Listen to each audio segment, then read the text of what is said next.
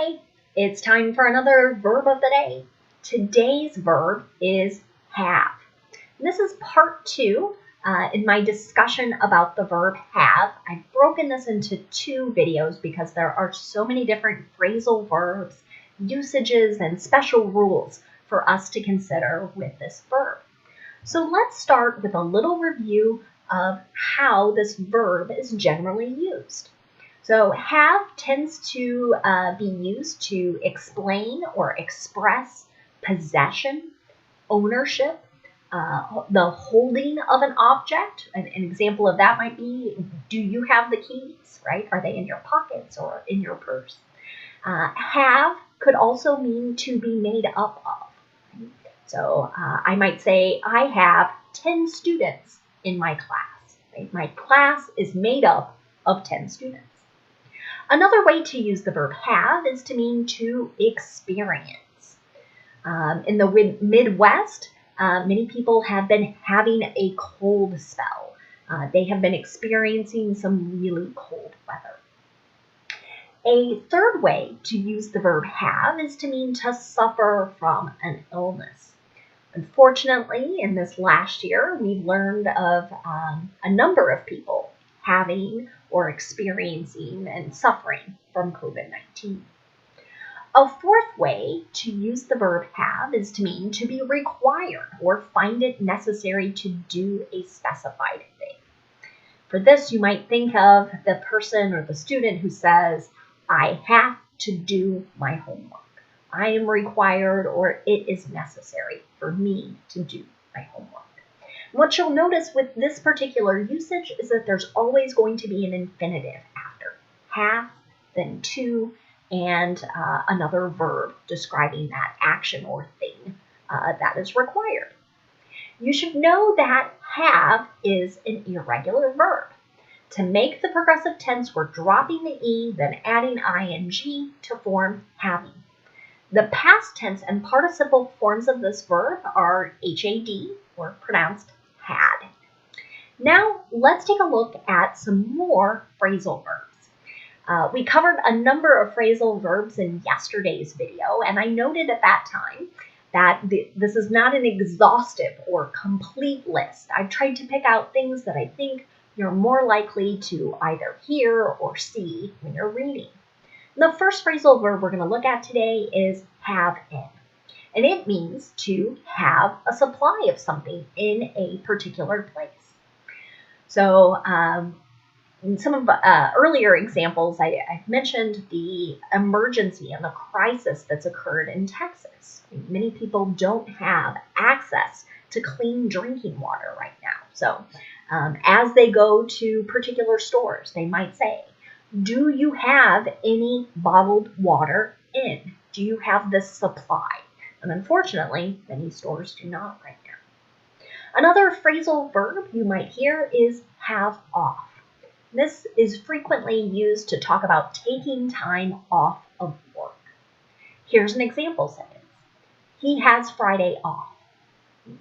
Another phrasal verb you might hear is have on. This can have several different meanings. It could be referring to wearing a particular item of clothing. Here's an example of that. She has her new jacket on. Have on could also mean to have some device switched on or turned on. Here's an example of this usage. They had the radio on all morning.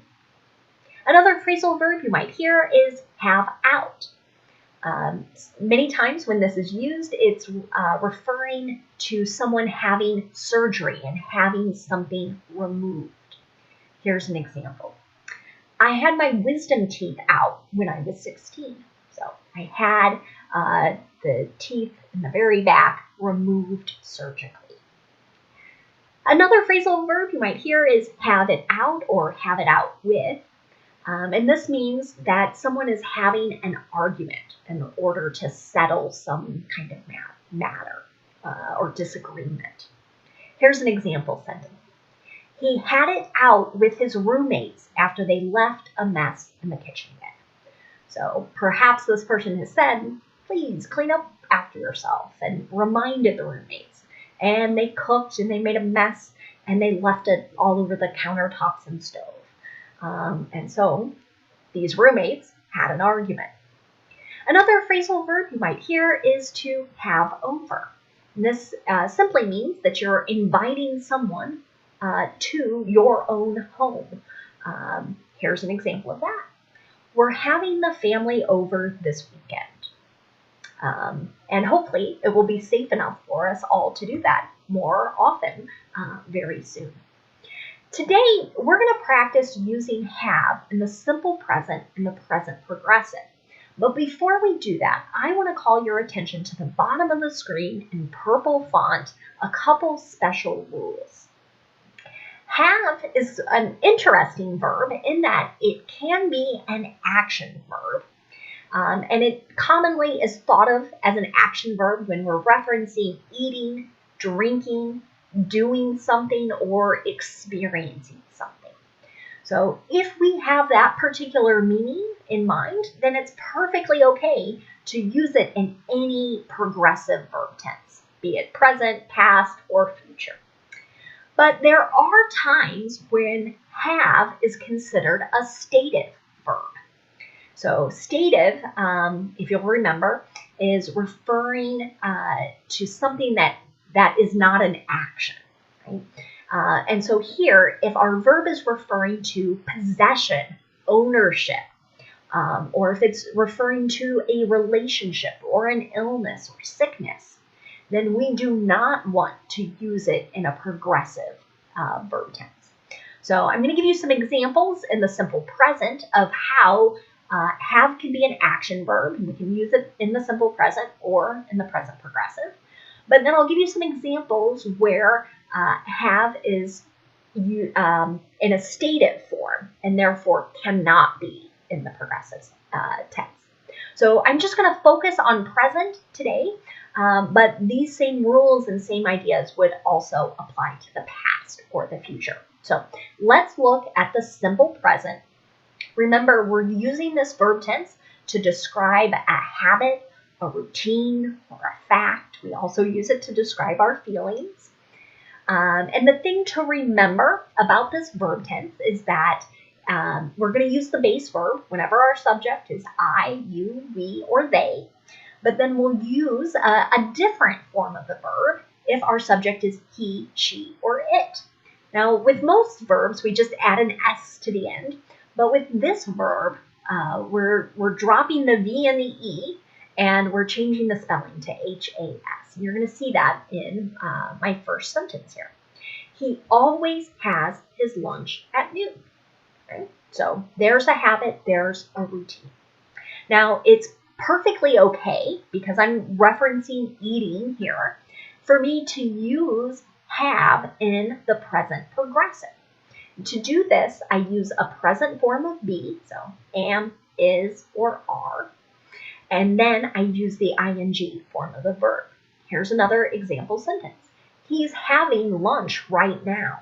Right? So it's happening right now. I can use the progressive tense to describe that. And it's okay because I'm referencing a meaning of eating. Now let's take a look at negative sentences. Sorry, I have one more present example. I forgot the stative. Pardon. If I said they have a new car, I'm talking about possession. Maybe they bought a new car. Right? I would never want to put this sentence in a progressive tense. So, and it would sound pretty funny to many people if you said they are having a new car. They're having a new car built. They're, right, like what is in progress, right? So ownership is just a fact. You might think of it like that. So it's not an activity that is in progress. Now we'll look at negative in both the simple present and present progressive. So if I want to make a negative simple present sentence, I'm going to use do not in the base verb if my subject is I, you, we, or they. Or I'm going to use does not in the base verb if my subject is he, she, or it. Here's an example. They don't have loud parties. So again, I'm describing their habit or their lack of a habit. Okay?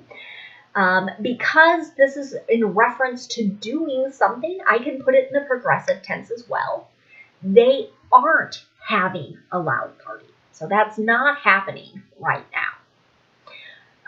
Another example of a simple present negative sentence is, she doesn't have any brothers.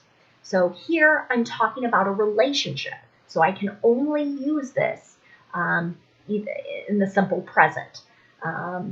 This idea here would be true in all simple tenses as well. So simple past, simple future.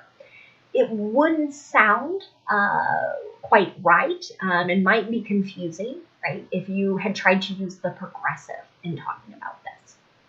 Now let's look at making some yes or no questions. So we are going to use do or does, then our subject and base verb in the simple present to make a question. So do you have fun at school, right? So asking kind of for your habit or routine in experiencing school. But I could also say, are you having fun? Meaning right now, in the moment. Either simple present or present progressive would be fine with that particular meaning. But if I'm going to ask someone about an illness, how they're feeling in regards to their health, then I only want to use the simple present. Do you have a headache? Okay. I hope this will be helpful in seeing some different examples of how you can use have in either the simple present or present progressive, or when you must stick to a non-progressive verb tense. Lastly, we're going to take a look at some idioms with have. And there are so many different ones. But I tried to pick out some things that you might be more likely to either see or hear as you interact with others. So the first one we're going to look at is to have a big mouth.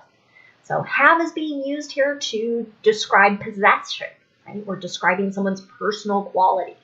And if you have a big mouth, then you're a person who gossips or maybe tells other people's secrets. So here's an example. Be careful what you tell him. He has a big mouth. Right? So usually this is not shared as a compliment. But I think we all know some people that have a very hard time keeping secrets. Another idiom that you might hear is to have a close call. This means you are very close to some sort of dangerous situation. Here's an example. She had a close call while driving home in the snowstorm. Another idiom you might hear is to have a sweet tooth. This is describing somebody who possesses a real enjoyment, like, or love of sweets and desserts. Here's an example. My grandfather had a sweet tooth, so my grandma kept an eye on what he ate, just to make sure he wasn't having too many sweets. And the last idiom we'll look at is have mixed feelings. This is to be uncertain about someone or something. So you might think of a situation where maybe you both feel a little bit of happiness and maybe a little bit of sadness. Right? That's the idea here of mixed feelings. So an example of this might be, they have mixed feelings about moving. They're excited for a warmer climate, but they're going to miss all their friends. And I think this is a common mixed feeling that many people have as they move. They might be excited for something new, a new job, a new house, etc. But there might be some sad feelings as well, kind of mixed in with the happy ones. Thanks so much for watching today's video. I hope you have a great day.